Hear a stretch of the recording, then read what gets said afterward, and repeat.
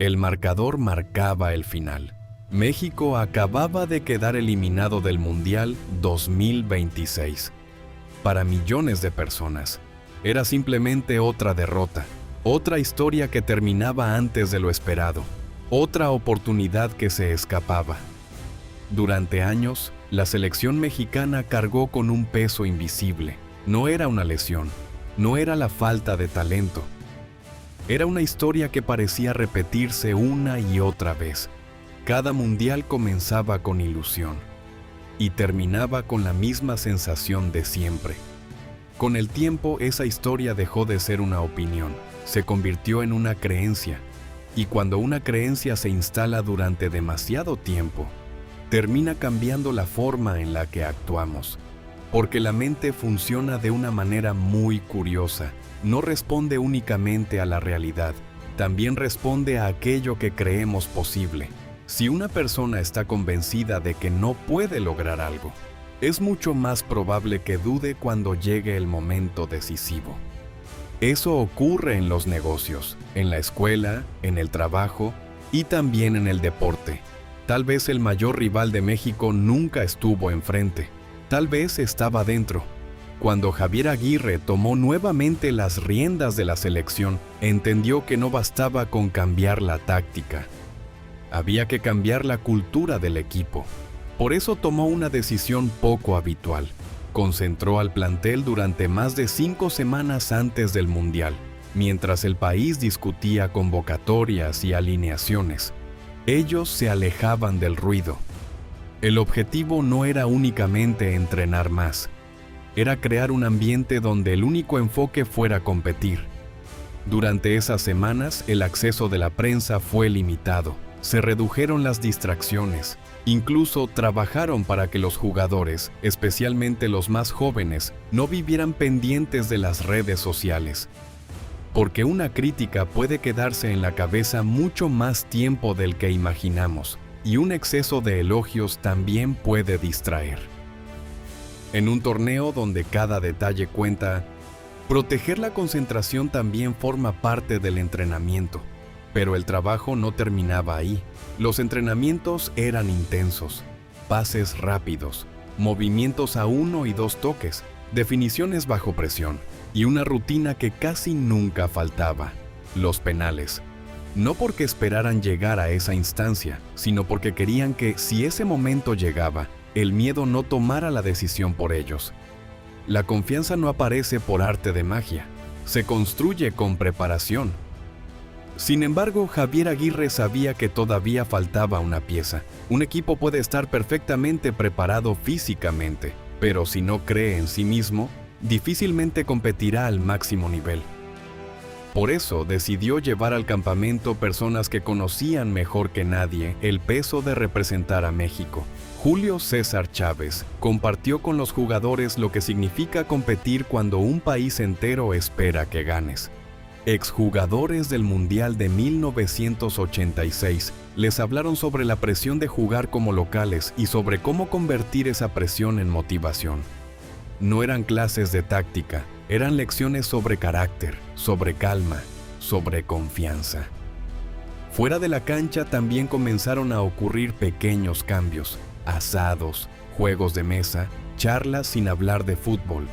Podían parecer momentos sin importancia, pero tenían un propósito: que los jugadores dejaran de verse únicamente como compañeros de equipo y comenzaran a sentirse como una familia.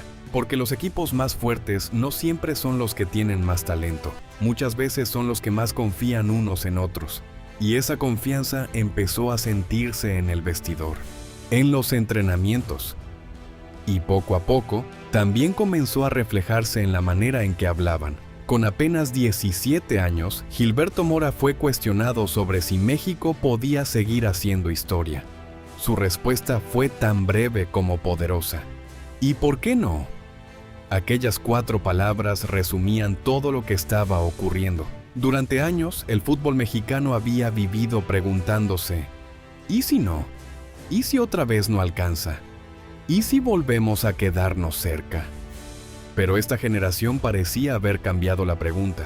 Ahora era otra, una mucho más simple. Y al mismo tiempo, mucho más poderosa.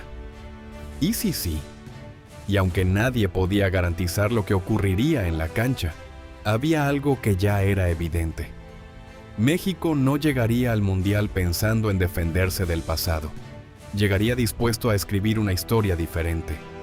Y muy pronto, el mundo comenzaría a notarlo.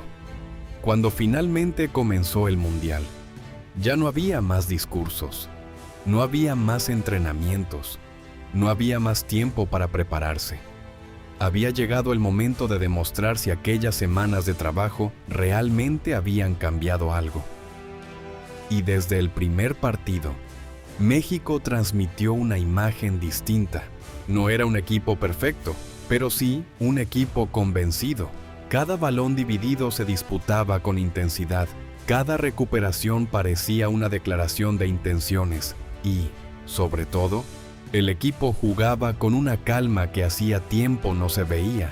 Los resultados comenzaron a respaldar esa sensación. México avanzó sus primeros 4 partidos sin conocer la derrota. 8 goles a favor, ningún gol recibido. Más allá de las estadísticas, había algo que llamaba la atención. La manera en que competían. Ya no parecían jugar esperando el error. Jugaban creyendo en sus posibilidades, y eso también se reflejaba fuera de la cancha.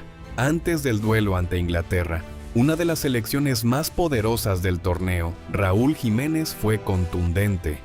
Nadie es invencible. Podemos competirles al tú por tú. Aquellas palabras no sonaban a arrogancia, sonaban a convicción. La convicción de un futbolista que, años atrás, había sufrido una fractura de cráneo que puso en riesgo su carrera. Muchos pensaron que jamás volvería al máximo nivel, pero Raúl eligió otro camino. Aprendió a vivir el presente, a no ponerse límites, y esa resiliencia terminó convirtiéndose en parte de la identidad del equipo. Julián Quiñones también dejó una lección importante. Después de recibir críticas durante distintos momentos de su carrera, decidió responder de una manera poco común. No respondió con polémicas, no buscó revancha. Simplemente dijo que si había guardado silencio cuando lo criticaban, tampoco hablaría ahora que las cosas salían bien. Y cuando surgió el debate sobre si jugar en Europa era indispensable para competir al máximo nivel, fue claro. Representar a México exigía dar el máximo sin importar la liga en la que jugaras, porque el compromiso no depende del lugar donde juegas, depende de la forma en que entiendes el escudo que representas. Y entonces llegó Inglaterra, uno de los grandes favoritos, el partido que muchos esperaban con incertidumbre. Durante años, un encuentro así habría estado rodeado por una sola pregunta: ¿y si no alcanza? Pero esta vez, México salió a competir, no a sobrevivir. El resultado terminó favoreciendo a Inglaterra, pero la diferencia ya no estaba únicamente en el marcador, estaba en la actitud, en la personalidad, en la manera en que el equipo luchó hasta el último minuto. Por eso, cuando terminó el partido, Javier Aguirre sorprendió a todos. No culpó a sus jugadores, no habló de fracaso. Dijo que habían competido de la manera en que él esperaba. Y, en cierto modo, esa declaración resumía todo el proceso. Porque el objetivo nunca fue eliminar el miedo, fue aprender a jugar a pesar de él. Después del Mundial, México terminó ubicado en el 9º lugar de la clasificación general. Para algunos, solo fue una estadística, pero para otros, representó el inicio de un nuevo camino. También fue el final de una era. Guillermo Ochoa, el hombre que defendió la portería de México durante 6 Copas del Mundo, decidió cerrar el capítulo más importante de su carrera. Se marchó con la tranquilidad de haber entregado todo por esa camiseta. Pero mientras algunos se despedían, otros comenzaban a escribir el siguiente capítulo. Poco después del Mundial, la Federación Mexicana de Fútbol anunció a Rafael Márquez como nuevo director técnico de la selección mexicana. Y, de cierta forma, la decisión tenía un enorme significado, porque Rafa no era un desconocido para este grupo. Había formado parte del cuerpo técnico durante el Mundial. Había vivido desde dentro la transformación del vestidor. Había visto cómo la disciplina, el liderazgo y la fortaleza mental podían cambiar la manera de competir de un equipo. Ahora tendría la responsabilidad de convertir ese proceso en un proyecto a largo plazo. No comenzar desde cero, sino continuar una historia que ya había empezado. Mientras una generación comenzaba a despedirse, otra empezaba a tomar el control. Gilberto Mora representaba el futuro dentro de la cancha. Rafael Márquez representaba el futuro desde el banquillo. Y quizá esa sea la mayor enseñanza que dejó esta selección. Los cambios verdaderos no ocurren cuando termina un torneo. Ocurren cuando una idea es lo suficientemente fuerte como para sobrevivir a las personas. Los jugadores cambian, los entrenadores cambian, las generaciones pasan, pero una mentalidad puede permanecer durante años. Durante mucho tiempo, el fútbol mexicano vivió preguntándose, ¿y si no? Pero en 2026, un grupo de futbolistas decidió hacer una pregunta distinta. Una pregunta que hoy sigue teniendo sentido. ¿Y si sí? Porque quizá México no levantó la Copa del Mundo, pero dejó algo mucho más valioso: la convicción de que las historias no cambian únicamente con talento, cambian cuando cambia la manera de pensar. Y si Rafael Márquez consigue mantener viva esa mentalidad, entonces el Mundial de 2026 no será recordado solo por los partidos que se jugaron. Será recordado como el momento en que comenzó una nueva etapa para el fútbol mexicano. El reto ahora será convertir lo aprendido en un proyecto duradero que lleve a México a competir de tú a tú con las grandes potencias. El camino continúa y la historia de esta generación apenas comienza. Porque, a veces, las grandes historias no terminan con un silbatazo final. Ahí es donde realmente comienzan. Sigue entrenando tu mente. Regálame un like, suscríbete y activa la campanita. Esto fue El Efecto Mental. Y recuerda, transforma tu mente, transforma tu realidad. Hasta la próxima.